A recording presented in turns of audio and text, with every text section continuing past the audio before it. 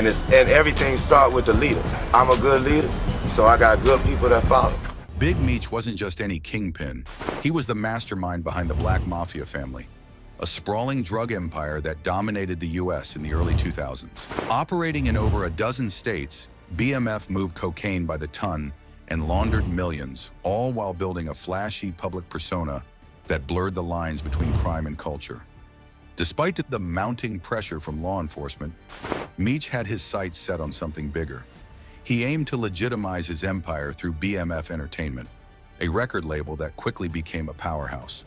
By supporting artists like Young Jeezy, Meech blended street credibility with mainstream success, further cementing BMF's influence in hip-hop culture. To some, Big Meech was a criminal genius. To others, he was a visionary who redefined the intersection of business and street culture.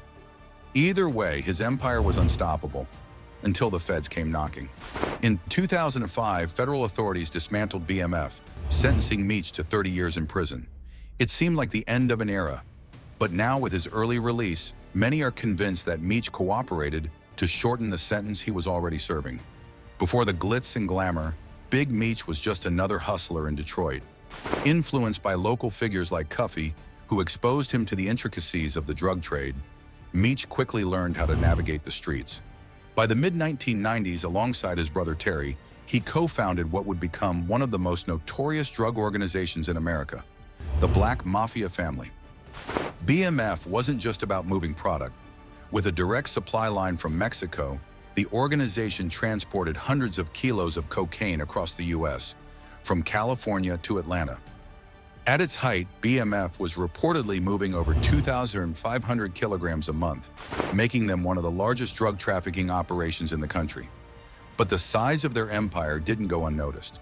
As BMF's influence expanded, both in the streets and through their record label, their lavish lifestyle became impossible for law enforcement to ignore.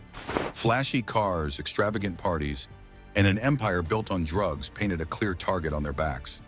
The DEA and federal prosecutors launched Operation Motor City Mafia, a relentless multi-agency investigation. Using wiretaps, informants, and surveillance, they slowly peeled back the layers of BMF's complex operation, exposing stash houses, distribution hubs, and vehicles loaded with hidden compartments for drugs and cash. By October 2005, the feds struck hard, executing a series of coordinated raids across the country. The takedown led to dozens of arrests, the seizure of millions in cash and luxury assets, and an unprecedented blow to one of the largest drug empires in American history. By 2007, the empire that once seemed untouchable was shattered. Big Meech, the face of BMF, was sentenced to 30 years in prison, cementing his fall from the pinnacle of power. Even as the Black Mafia family faced mounting pressure, Cuffy kept his operation running.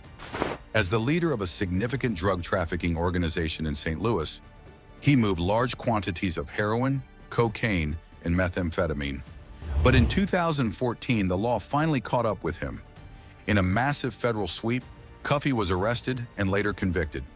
His charges ranged from drug trafficking to orchestrating murders aimed at silencing informants. He was handed a 27-year sentence, marking the end of his criminal reign. This was nearly 7 years after Big Meech himself had been sentenced in 2007, leading some to wonder if Meech's cooperation played a role in Cuffy's downfall, potentially as a way to shorten the sentence he was already serving.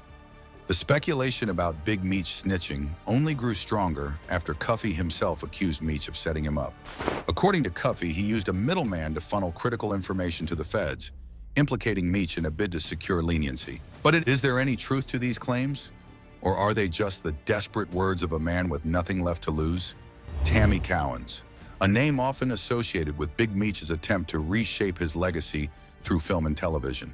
As a co-producer on the BMF series, Tammy was more than just a business partner.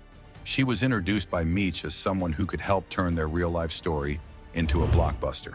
But according to Cuffy, their collaboration was anything but straightforward. He claims Meech sold his life rights to Tammy, presenting it as an opportunity for them both to profit. However, Cuffy alleges that this move wasn't just about storytelling, it was about gaining access to his operations.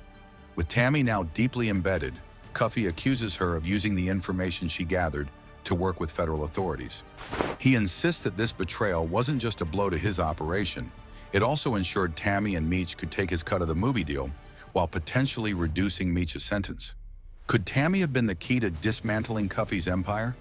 Or is this yet another layer of blame in the chaotic fallout of BMF's collapse? The whispers surrounding Big Meech's alleged cooperation gained traction when Wack 100 and Bleu Davinci unearthed paperwork pointing to a third-party informant. They speculated that Tammy Cowens, who held Meech's life rights, played a key role in Cuffy's arrest. Cuffy's arrest in 2014, just before the BMF story was sold to TV, fueled these claims. While Meech likely benefited from good behavior and legal reforms, the possibility of him using a third party to cooperate remains in question.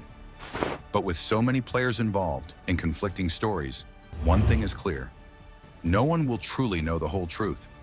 Still, the evidence does make a convincing argument. Did Meech snitch on Cuffy? You let us know in the comments below and subscribe to get more updates on the story.